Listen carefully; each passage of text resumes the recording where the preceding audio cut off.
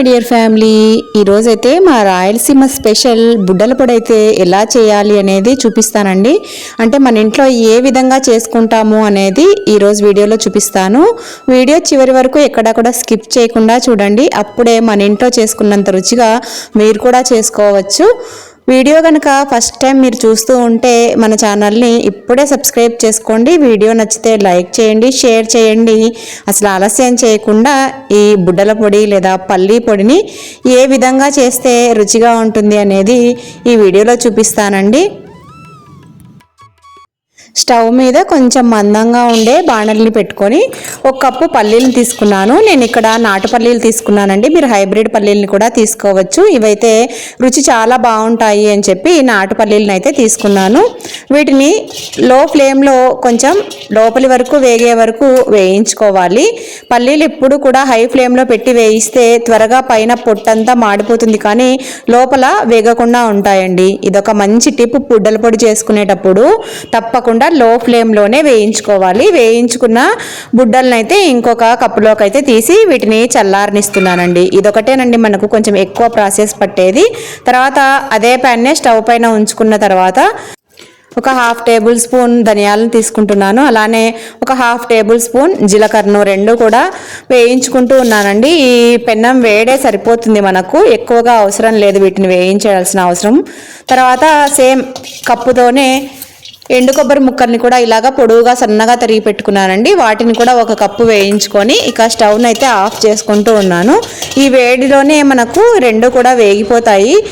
తర్వాత ఇలాగా పచ్చి కరివేపాకును కూడా కొంచెంగా తీసుకుంటూ ఉన్నానండి. అన్నీ వేసి కొంచెంగా వేయించుకొని స్టవ్ ఆఫ్ చేసుకుంటే మనకు ఆ వేడికే అన్నీ కూడా వేగిపోతాయి. ఎక్కువసేపు ఫ్లేమ్ పెట్టి వేయించుకోవాల్సిన అవసరం అయితే ఏమీ లేదు.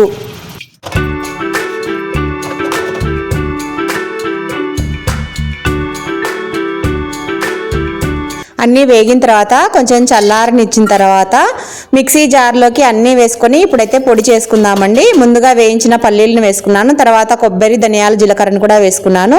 10 నుంచి 12 వెల్లుల్లి రెబ్బలను కూడా పొట్టుతో సహా వేసుకుంటూ ఉన్నానండి నేను ఇక్కడ. తర్వాత రుచికి సరిపడినంత ఉప్పు వేసుకుంటూ ఉన్నాను. మీరు గనక ఎండుమిరపకాయలను వేయించుకునేటట్లయితే పల్లీలు వేయించుకునేటప్పుడే ఎండుమిరపకాయలు కూడా వేయించుకోండి. నేను ఇక్కడ కారం పొడిని యూజ్ చేసి బుడ్డల పొడి అయితే కొడుతూ ఉన్నాను. నా రుచికి సరిపడినంత కారం పొడిని అయితే వేసుకుంటున్నానండి. 2.5 టేబుల్ స్పూన్ల వరకు కారం పొడిని వేసుకొని మూతను ఉంచి కొంచెం బరకగా పట్టుకోవాలండి. మిక్సీని ఫాస్ట్గా తిప్పకుండా కొంచెం విప్పర్లో పెట్టి తిప్పుకున్నామంటే ఇలాగా పల్లీ పొడి అనేది బరకగా ఉంటేనే అన్నంలో కలుపుకున్నప్పుడు మనకు పంటి కింద అక్కడక్కడ ఈ పల్లీలు తగిలి చాలా రుచిగా ఉంటుంది. అబ్బా, చూస్తున్నారా కలర్ ఎంత బాగా వచ్చిందో. పల్లీ పొడి అయితే చాలా అద్భుతంగా ఉందండి ఈరోజు రుచి మాత్రం.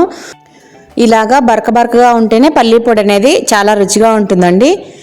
ఇలా పొడి అంతా కూడా కొంచెం చల్లారిన తర్వాత మనం ఎయిర్ టైట్ కంటైనర్లో పెట్టుకుంటే మనకు నెల ఉన్నా కూడా అసలు పొడి అనేది రుచి కానీ రంగు కానీ అసలు వాసన కానీ తగ్గకుండా ఉంటుందండి.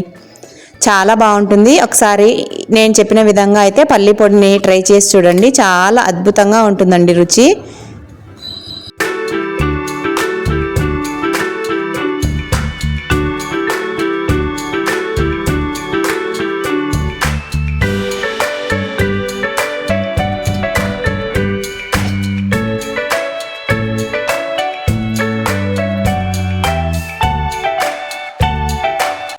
రీసెంట్గా మన ఛానల్లో అవిసె గింజలు, నువ్వులు వేసి పొడి రెసిపీ అయితే పోస్ట్ చేయడం జరిగిందండి. అది కూడా చాలా బాగుంది, మంచి రెస్పాన్స్ అయితే వచ్చిందండి. దానికంటే ముందు కందిపొడి కూడా ఉంది.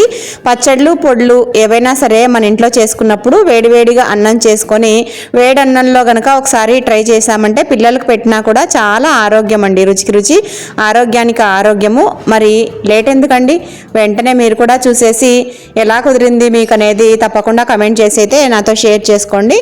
ఇవాళ వీడియో అయితే ఇంతేనండి. మరొక మంచి రెసిపీతో మళ్ళీ మీ ముందుంటుంది మీ సుధక్క. అంతవరకు సెలవు.